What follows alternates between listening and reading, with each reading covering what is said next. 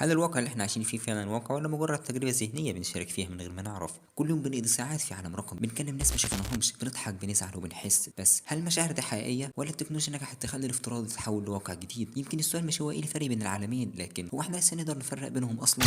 من سنين الانترنت كان وسيلة، النهارده بقى بيئة كاملة بنعيش جواها. احنا مش بنستخدم التكنولوجيا، احنا بقينا جزء منها. الديجيتال ايدنتيتي بقت عند ناس اهم من اسمهم الحقيقي، وصورتهم على السوشيال ميديا بتمثلهم اكتر من وشهم في المراية. كاننا بنبني نسخة موازية من حياتنا، لكن السؤال مين فيهم الحقيقي؟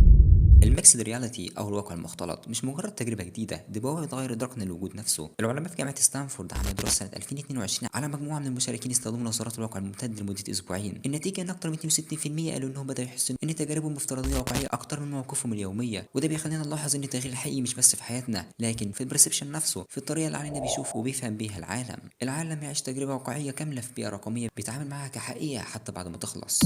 لكن هنا بيبدأ الجزء المقلق. باحثين من MIT ميديا لاب نشروا ورقة بحثية سنة 2023 بعنوان The Digital Self Divide، بتقول إن الاستخدام المفرط للعوالم الرقمية ممكن يسبب حالة اسمها Digital Dissociation، حالة فيها الإنسان بيبدأ يحس بانفصال جزئي عن نفسه، كأنه مش موجود بالكامل في الواقع. وده مش خيال، دلوقتي في أطباء نفسيين بيتعاملوا مع حالات بدأت فعلا تعيش الإحساس ده. الإنسان لما يعيش فترة طويلة في عالم بيقدر يتحكم فيه بالكامل بيرجع للعالم الحقيقي وهو مش متقبل العجز اللي بيقابله.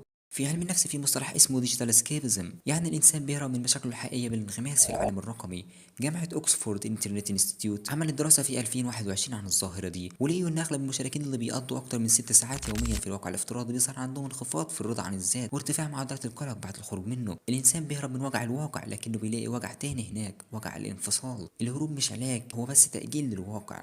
احنا بنخلق عالم مثالي بس بننسى ان الكمال نفسه ضد طبيعة الانسان. في العالم الرقمي مفيش فوضى، مفيش اخطاء، كل حاجة متحكم فيها بالكود، بس العقل محتاج العشوائية دي عشان يحس بالحياة، محتاج يفشل يتألم يغلط عشان يتطور. العالم الرقمي بيقدم لك نسخة محسنة من كل حاجة، بس كل تعديل بنعمله في الواقع بيخلينا نفقد جزء صغير من المعنى. يمكن اعظم سؤال في المستقبل مش هو الى اين وصلت التكنولوجيا، لكن الى اين وصل الانسان داخل التكنولوجيا. كل يوم الحد الفاصل بين العالمين بيدوب اكتر لحد ما نوصل للحظة يكون فيها الحقيقي والرقمي واجهين لنفس الجملة. وساعتها السؤال مش هيكون احنا عايشين في انهي عالم، لكن هل احنا لسه عايشين فعلا؟